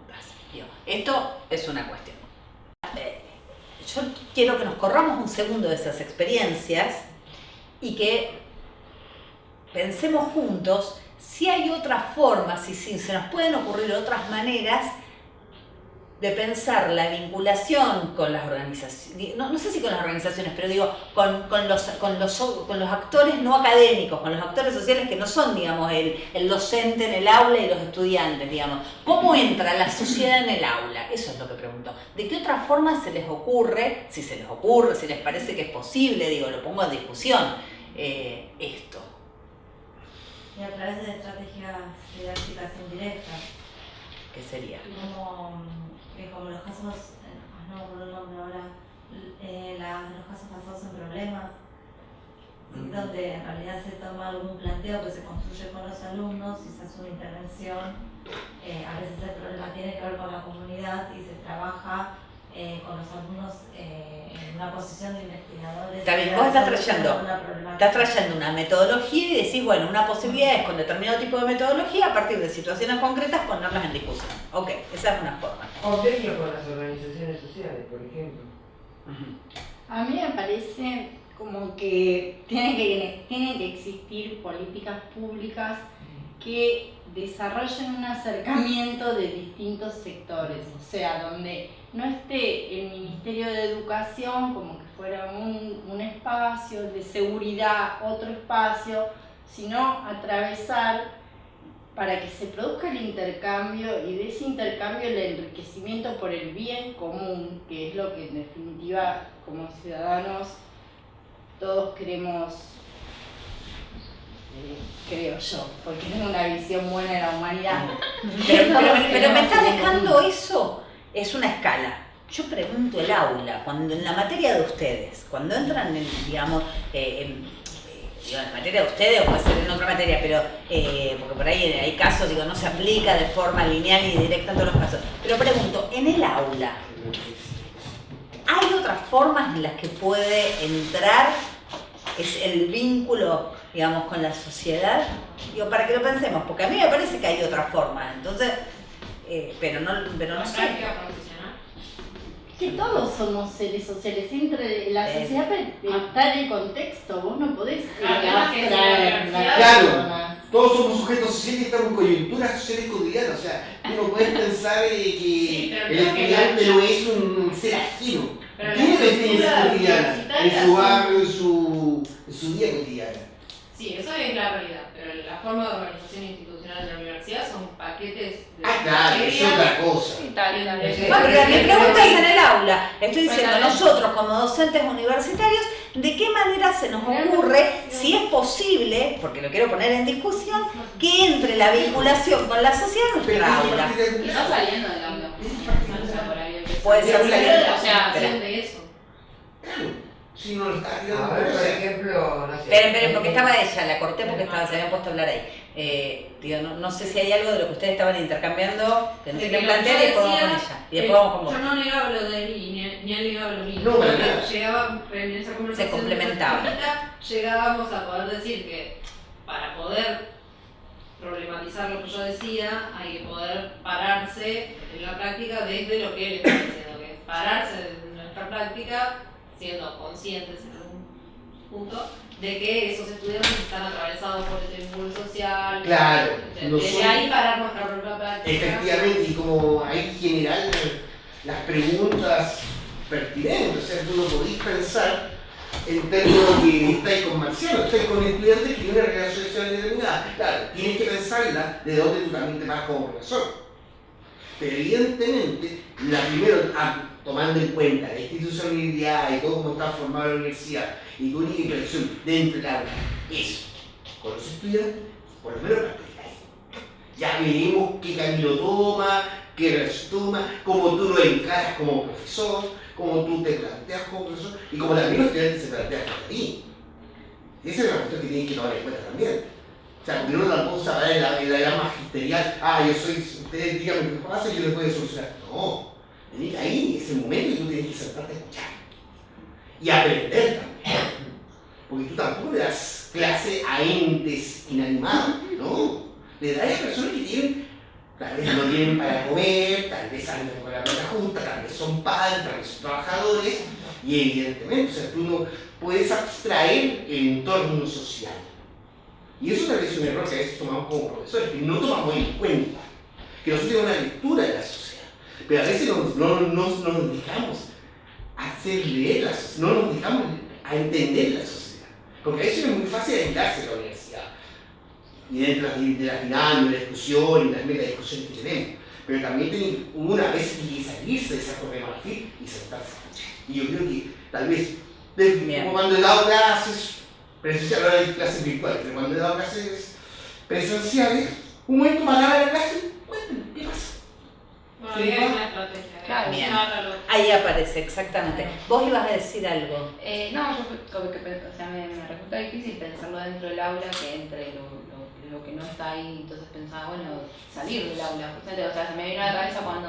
Escuchemos, porque está diciendo, va por otro lado. Digo, porque una cosa no quita la otra, es pensar, salir del aula, dice. Sí, ella, cuando por ejemplo otra. fueron los paros o las clases públicas, de repente, o recuerdo algo que leí con lo de ¿cómo se llama? La escuela itinerante, que de repente los profesores que estaban haciendo paro hablaban con las personas que pasaban y comentaban y las personas se interesaban, qué sé yo, como, no sé, como eso es incluir, qué sé yo, bueno, es otra cosa, ¿no? Pero digo, salir del aula y hacer una clase o una intervención, lo que sea, en otro lado que tenga que ver, hace que lo social se entre como mucho más de lleno.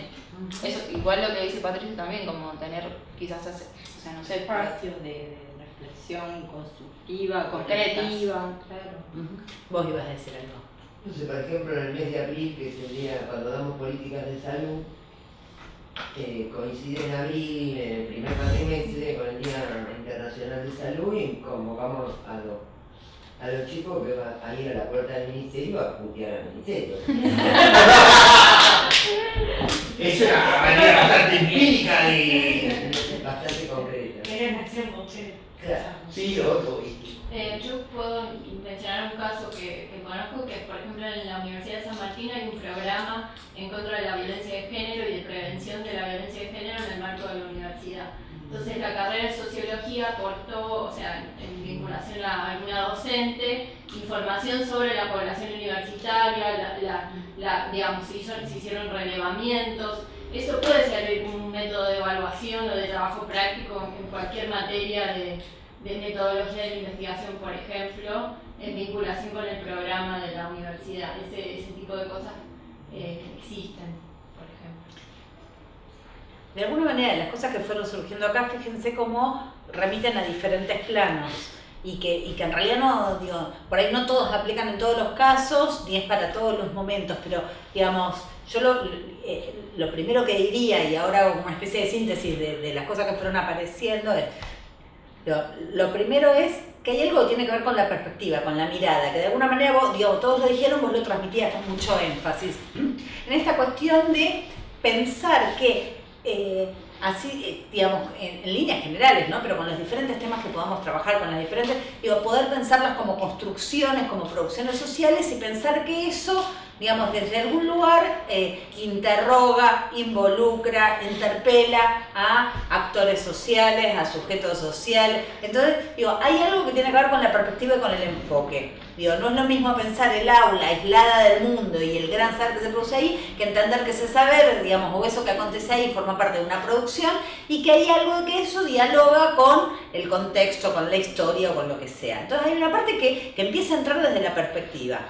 Hay un plano que tiene que ver con el reconocimiento de los propios actores, algo de esto decía Javier, ¿no? Cuando decía, bueno, en términos de la relación asimétrica que se establece, cuando uno empieza a pensar en otro tipo de relación que no es, digamos, más simétrica y empieza digamos, a establecerse la posibilidad de un diálogo, lo que empiezan a aparecer es, digamos, son aportes de diferente índoles entre distintos actores. Entonces, hay toda una parte que tiene que ver con el reconocimiento de sujetos históricos encontrados en un contexto determinado, en un aula, con determinados objetivos.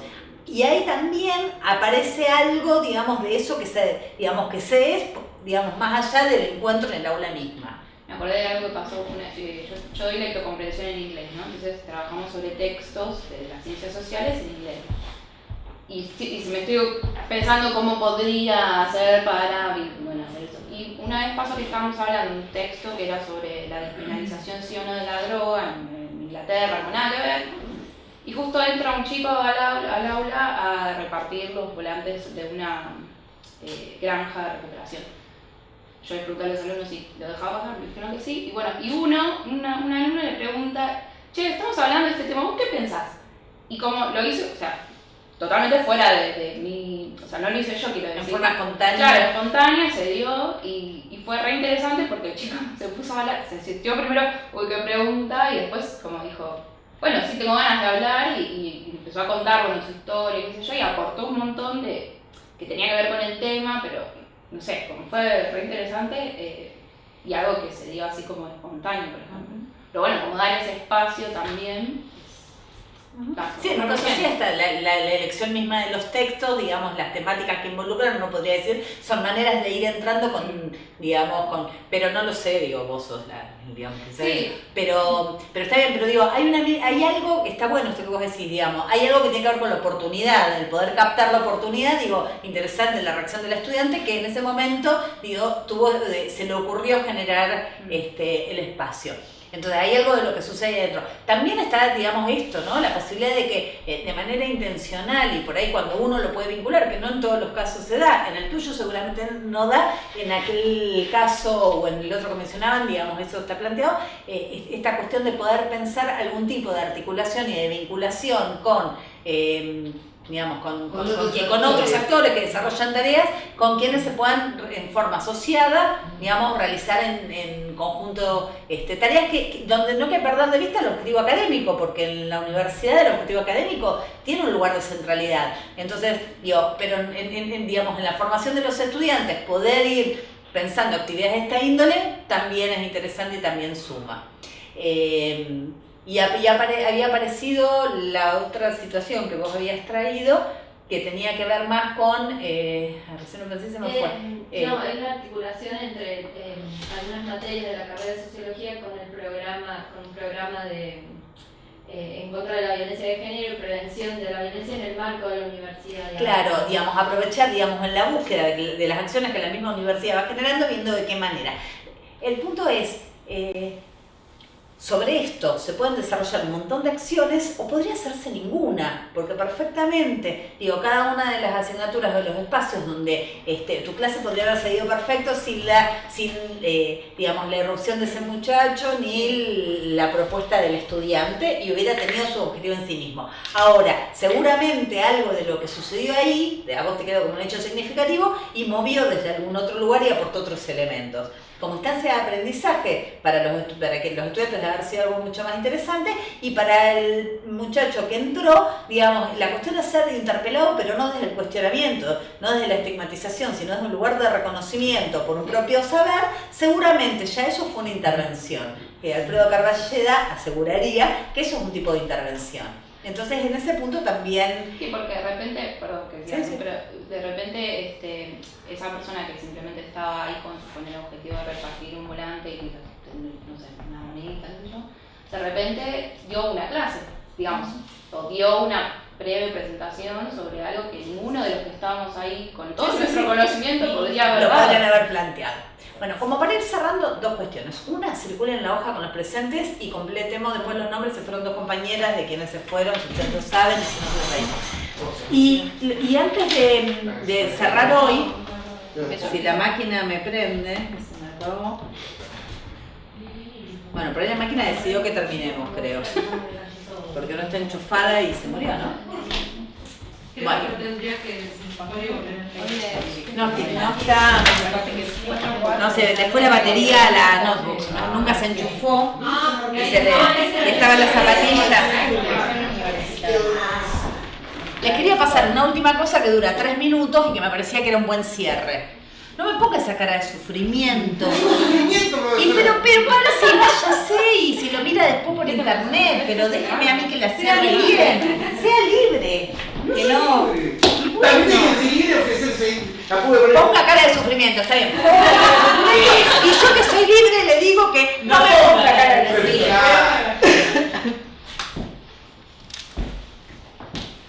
¿Quedó un mate? ¿Me voy a ahogar?